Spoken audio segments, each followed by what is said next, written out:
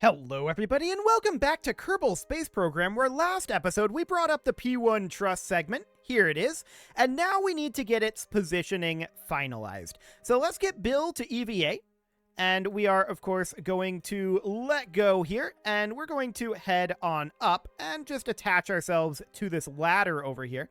If we can start actually going up, that would be great. And we're just going to get this strutted in, much like we did with the S1 truss segment. I almost said S0 truss segment, but that was actually attached considerably differently, as you can see.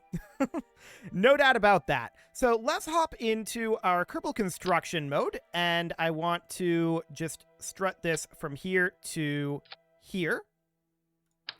And then we'll do the same on this side. Actually, I really do want these to be internal. I think that'll look significantly better. So we'll just put it there, and then we'll grab this guy and put it from there over to there. Excellent. And now we'll do from like here to here. We really don't need these additional struts, but it'll be, I think, beneficial to have them there. We'll do something like that. Okay, so that's all strutted into place now. Excellent. Nothing else to really attach that to, so we're going to let go here. And we're going to head back over towards the shuttle. If Bill could stop being horizontal, that would be great. Yeah, we're going to head on over here. Because now, of course, we need to be thinking about removing these struts here. Now, these struts are definitely going to be kind of beneficial for us in terms of not having this thing waving all over. But I want to... I'm surprised we can't reach the cockpit yet. There we go. Cool. I want to get these stowed away. And now we're just going to hop straight on into the cockpit. So we're going to hop back over here. We are now basically done with the installation-ish. We're not actually fully done because we need to do something with this decoupler. Assuming that the decoupler doesn't horribly break here. Kerbals are not on a ladder. What are you talking about? Oh. I didn't actually hop in, I just grabbed it. Okay, I was thinking that I hopped in. There we go, that's more like it. So now I'm going to quick save in case the physics horribly breaks here. I don't really expect it to, but we're going to decouple this decoupler. Okay. Looks good. So now Bill can EVA one final time. There's one last little thing that we want to do here. And that is, of course, we want to come up over this way and get these positionings changed. Okay, so we'll come to approximately a halt here. Go into Kerbal construction mode, and I'm going to use the move tool to move this guy back in local space. Back and in. We just want to hide it away. There we go. And now I want to move this thing up, and I want to turn snapping on. Oh, we're currently drifting this direction considerably. Okay, let's see about finding a happy medium here. Sure, that could do. So now I'm going to use the place tool here, and we're just going to place this guy right about there will do. Yeah, that's about perfect. Maybe up ever so slightly, but considering we don't have a handhold, I'm going to call it good. That's absolutely fine. So from here, of course, we can just head back on into the shuttle. And Bill is done with his final installation bits. Excellent.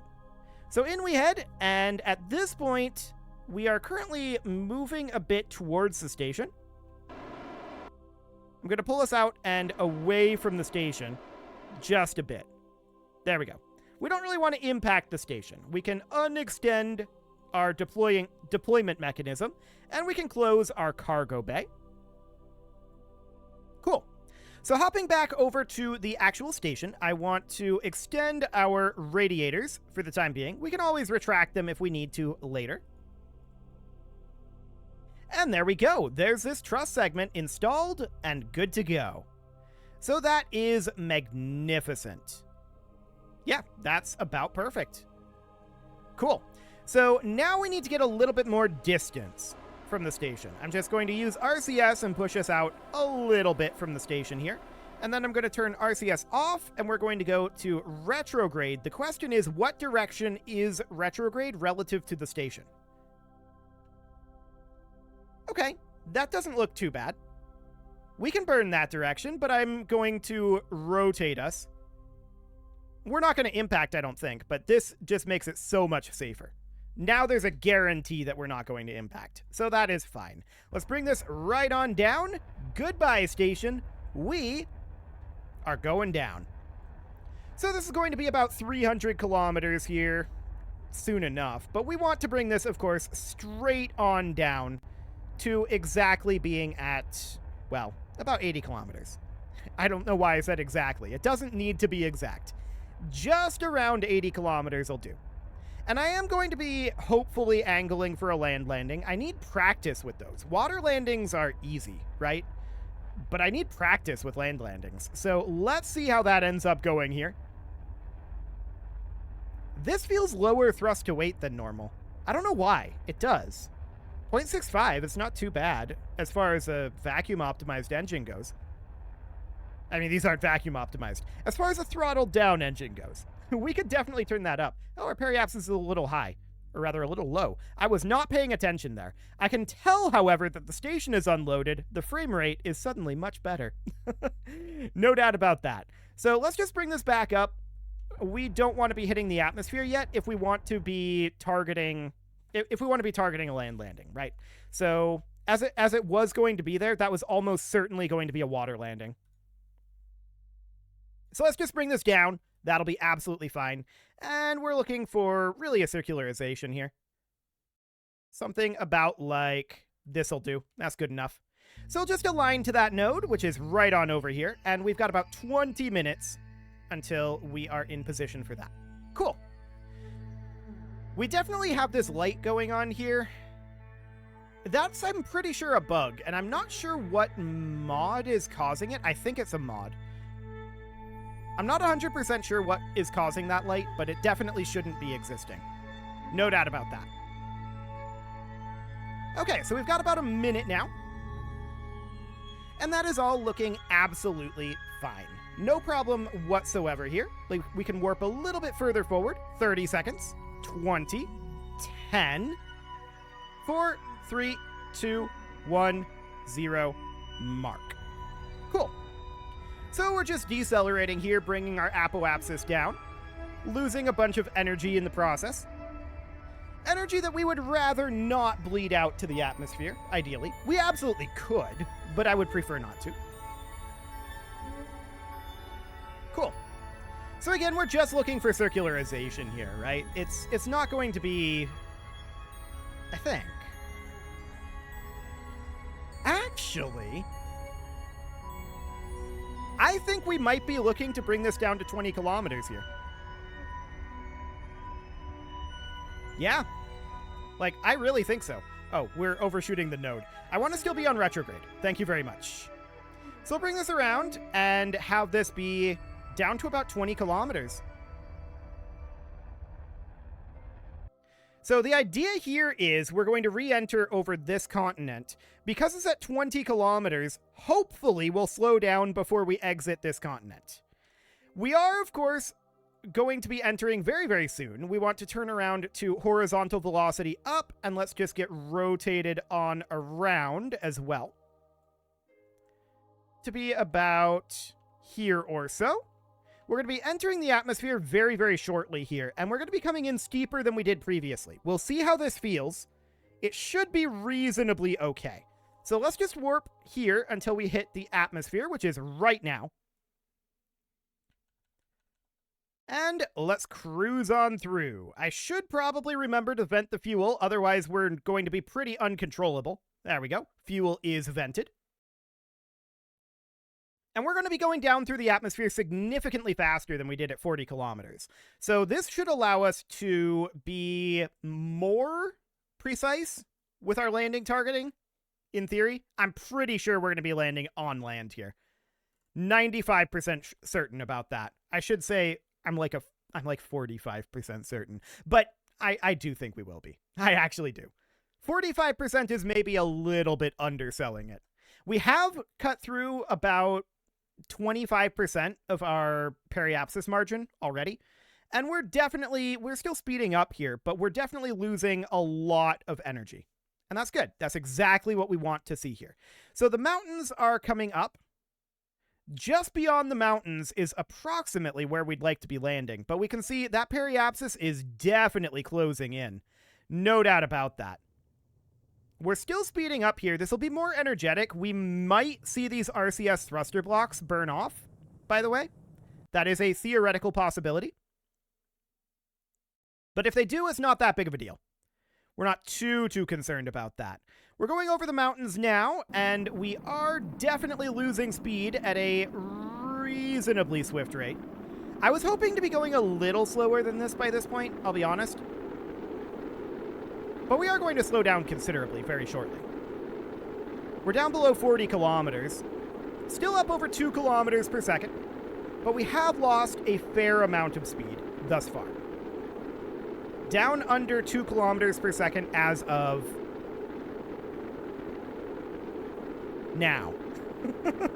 Yeah, I'm definitely expecting this to be slowing down a little faster. Maybe we should target 15 in the future. We'll continue feeling that one out. But we're slowing down considerably at this point. That's looking good. That's looking very, very good.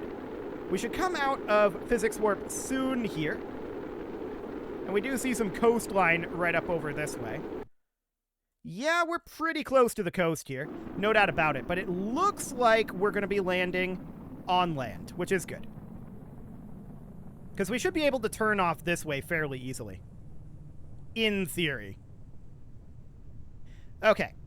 So I'm going to want to start losing a little bit of altitude here. So we're just going to start trying to go down here. I shouldn't have started to maneuver that quite yet then. Yeah, definitely not. Let's go to Kilrot. We're still going a little fast here. Okay, let's get rotated. This is very sensitive at this speed.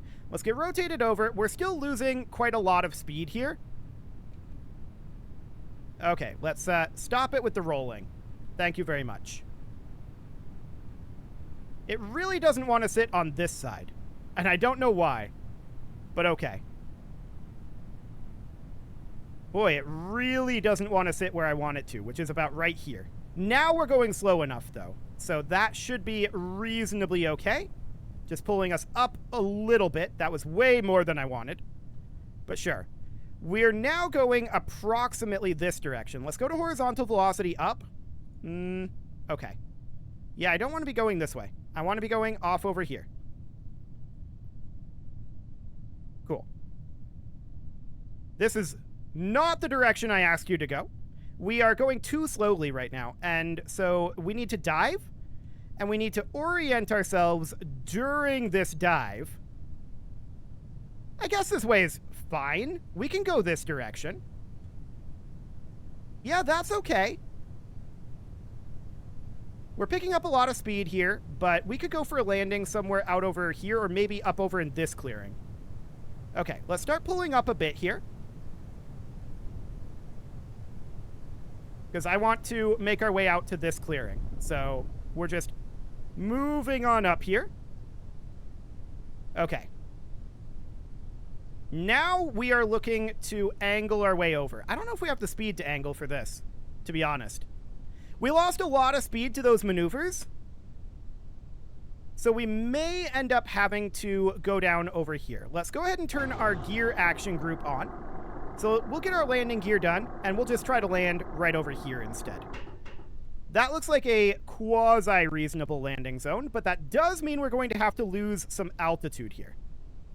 So we're going to have to go pretty down. We're really having a hard time holding attitude in terms of staying straight here. No doubt about that. Okay, we're coming in for the landing. I'm going to turn our brakes action group on and not get our landing gear turned off this time. That would be good. We're still about 200 meters up, so we're going to keep coasting for a bit here. We're going to be a bit uphill, so that's noted. Parachutes are going out and slowing us down. Okay.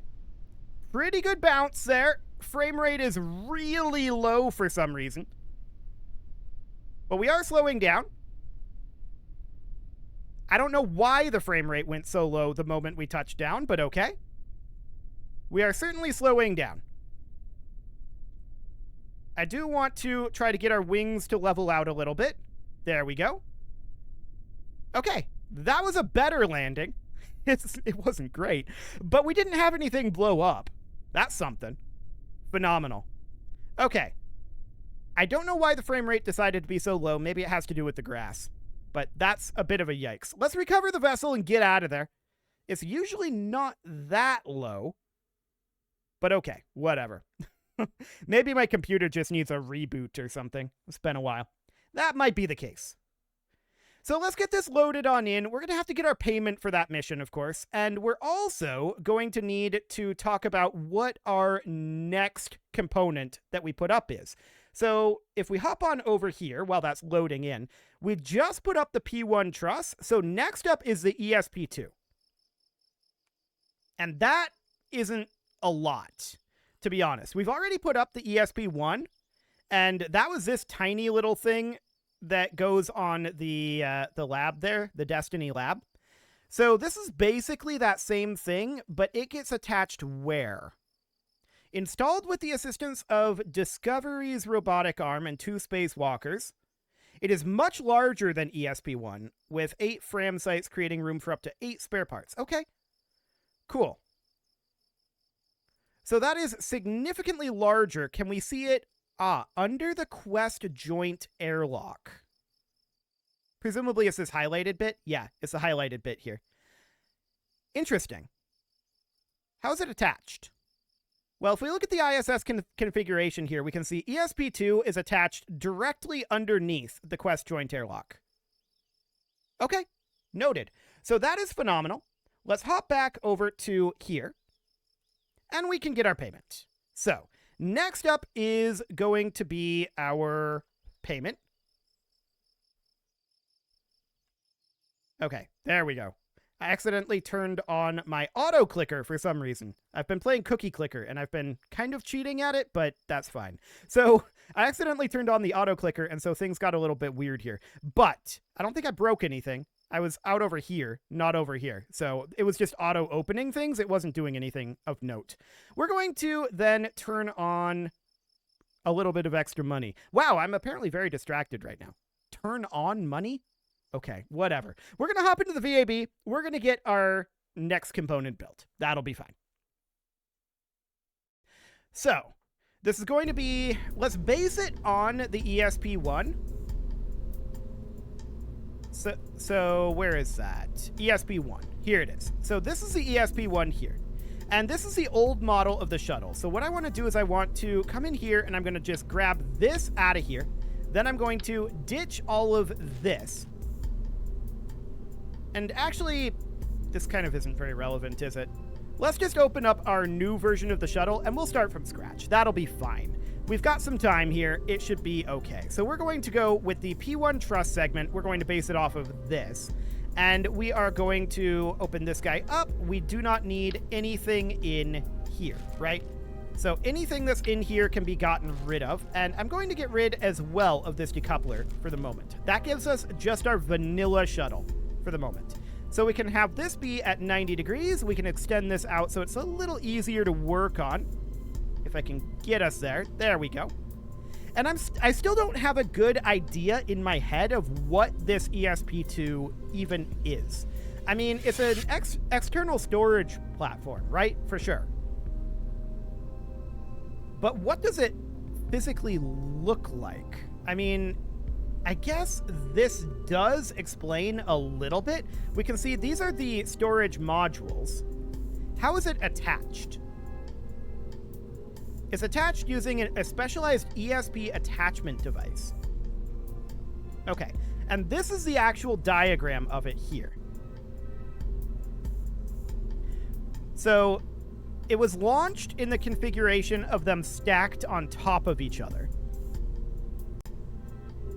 Are they stacked on top of each other in the actual deployment here?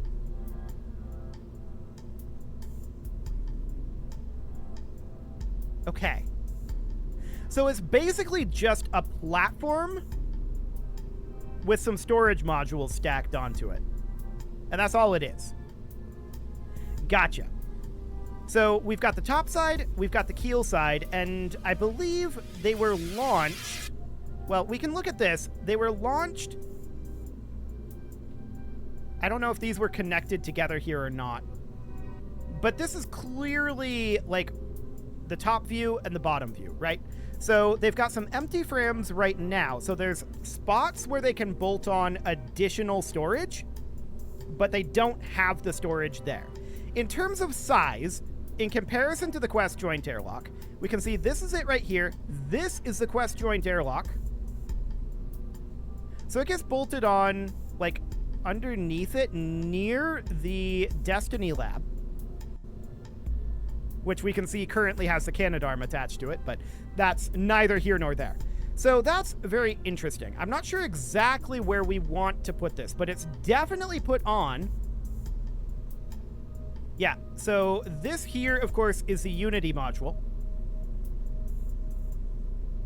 So if we hop over then to the actual ISS, I'm still trying to wrap my head around how this is going to work. So I'm going to call this ESP2, and we're going to save that. We're going to hop over to the ISS, and I'm going to try to figure out it. I'm having a really hard time figuring out exactly where this thing is attached. It's attached to the Quest joint airlock, and it's clearly on like a parallel line with the Destiny lab, but I'm failing to envision that in my mind. So if we hop over to the ISS, hopefully we can see where it's supposed to go. That's the hope here. It goes functionally under the towards the nadir of the station, right? Under the Quest joint airlock. So in theory, that would mean we've got our Quest joint airlock here. This is a discovery lab. So in theory, the nadir of the station is this direction, right? The zenith is this direction. So with that being the case, it would attach to the Quest joint airlock right around here. So it would go right there. I'm wondering what goes here on the Unity module. Is that just a docking port? Yes, that is left open as a docking port. Because if we look at this diagram here, we can see that the Unity module does not have anything connecting to its nadir port. So that is left as a docking port to dock to the station. That's fine. Okay, so I think I've wrapped my head around where this thing goes at long last. Phenomenal. It is going to go right here. Now, we don't have a docking port there. We could attach one, but it sounds to me like this really is supposed to be attached with a grapple arm of some variety. So, if we head on back to the Space Center here, and actually, I'm wondering about the positioning of the ESP-1 on the Destiny lab right now. It should be on the port side, which is the opposite side of the Quest joint airlock. And, I mean, it is, but it's not exactly straight. Oh, right. We moved it there on purpose because of the windows on the lab. Right. I remember that we did that on purpose. Okay. So let's hop back to the Space Center then, and let's get this thing built. It shouldn't be very complicated. So it looks like, based on the images that we have available here, that our external stowage platform is going to have, and this is the updated FRAM ORUs, the launch configuration really only had a couple of storage modules. Yeah, indeed. Okay, so let's hop into the VAB here. And we need to think about how we want to deliver this thing. I also want to think about the orientation a bit of it. So looking at this image here, that is this image here, right? Looking at this, I think that I'm a little bit messed up on my orientation here. This would be, quote unquote, the bottom of the module. This would be the nadir side. The opposite side of what we see here would be the zenith side. And then this would be connected right here up to here, or perhaps this strut here. But I think that we would connect it here. So it's definitely going to be quite off center. on where we connect it. Okay, so let's load this in. Let's get this thing built. We're going to have like some empty spaces on it that we can fill in later. I'm not sure if those are going to be counted as part of the assembly, but regardless, it doesn't really matter all that much. So we're going to go for, where's our ESPs? If I can alphabetical. There we go. ESP2. So we're going to grab this, and we're going to work off of probably a structural panel here. Like a 2x2 structural panel, right? So let's just rotate this guy to be something like this. Although I do want to have a decoupler here. So a decoupler, we're going to go with a TD06, rotating it like so. I want this force percent to be down to 0. And then we would have that get attached on something like this, right? Now, the actual shape of this module is really more like almost credit card shaped. It's slightly longer than it is tall, I think. So in that case, we should consider putting on a structural panel. So a structural panel right here, and then duplicating that. That is not the angling that I wanted. Let's get that snapped off for the moment. And then a second structural panel approximately here. And we'll snap those into position now. Okay, that's going to need to be moved up a little bit. Right about there. And right about here. Now, I want to make sure that this is snapped into position as well. Okay, they do not want to snap. That is noted. So we're going to need to move this back ever so slightly, about like that. Okay, so that's the shape that we're going to be going with. Now, we can have our connector point, and actually I'm not 100% happy with this positioning. There we go. And that now means that this is slightly off. About there. And we'll bring it down ever so slightly. That looks approximately correct. Okay, so we'll do something like that.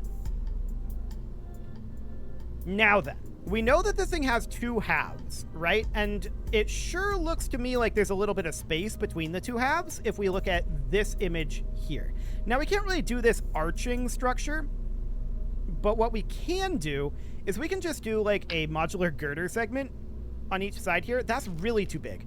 Maybe more like cubic octagonal struts. So something like this. And then snap that into position. That was not what I wanted to do.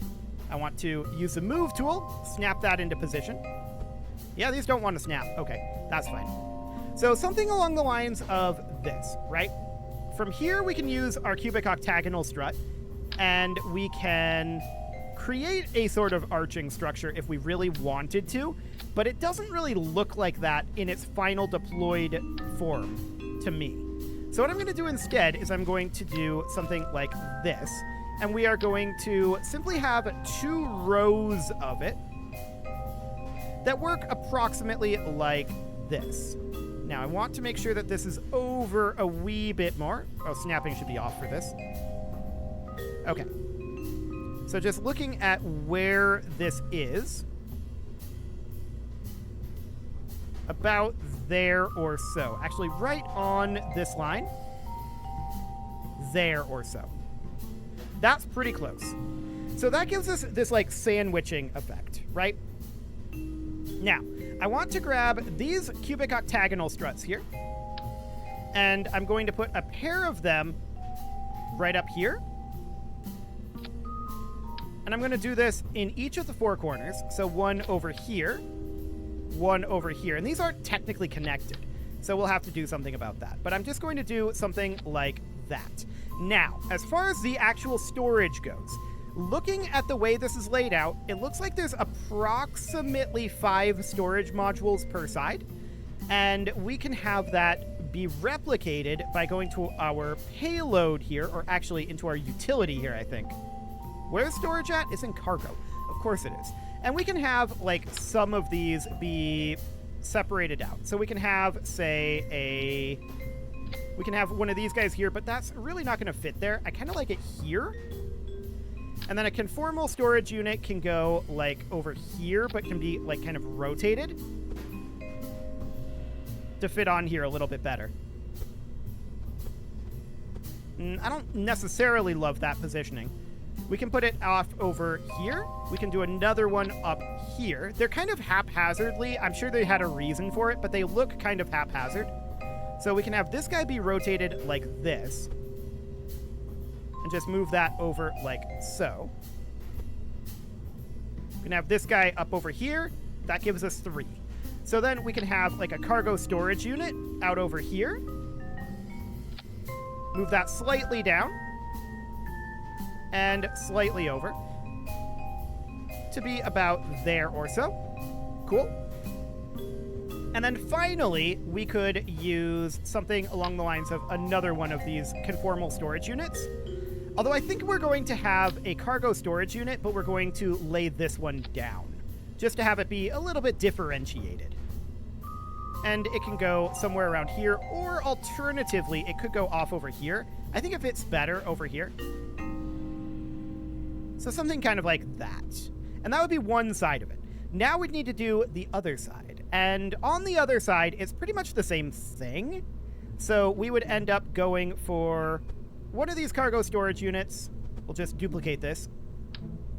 Slap it in right here. We'll duplicate this conformal storage unit. It'll be a bit of a different layout back here. And there are some open areas here where we can install more if we need to later, and we can organize it if we need to as well, but we probably don't. I'm not going to put a big one on this side. We'll just put one there. Actually, I hate that position. I hate that with a passion. We're going to put this over here. Mounting it not exactly like that, but whatever. I guess that's fine. We can put it there. And then I'm going to put one more right up over here. Again, leaving a couple of blank spots here where we can upgrade it later if need be. I want to have the move tool because it's not exactly where I want it to be. And now we're going to have to put in some struts. So, strutting this together, we're going to run a strut from here to here. We're going to run a strut from here to here. Here. Here. Here. Here. And a couple more struts here. Just want to make sure that this isn't going to be shaking apart on us, right? And from here, I want to make sure that these two are strutted together. And then that these are strutted together. So something along the lines of, that's a horrible way to do it, but something along the lines of that. And then I also want to make sure that this is strutted over here. And vice versa. This is strutted over here. Same thing on the other side. So a strut from here over to here, and then a strut from here over to here. That should hold it together. It's a bit of a mess of struts in there. But now we're going to need our location that we are going to be mounting this. So what I'm going to do for that is I'm going to bring up a cubic octagonal strut here. Then I'm going to rotate it, because I want this to be moved over a wee little bit. I don't like this positioning, but it'll do. And let's grab this, turn snapping off for the moment. There we go. And let's duplicate this guy. And we'll just put it right up over there. There we go. And now I'm just going to put a little grab arm. And I'm going to clip this in a little bit. So we'll go with like a 1p4. And we're probably going to have this be folded out differently than this 90-degree fold out that we have right now. That's almost certainly going to be the case. I don't love the positioning of this telescoping hydraulic cylinder. Can we grab it? Oh, snapping's on. Okay. There we go. And we'll move that right on down to be about here. Cool.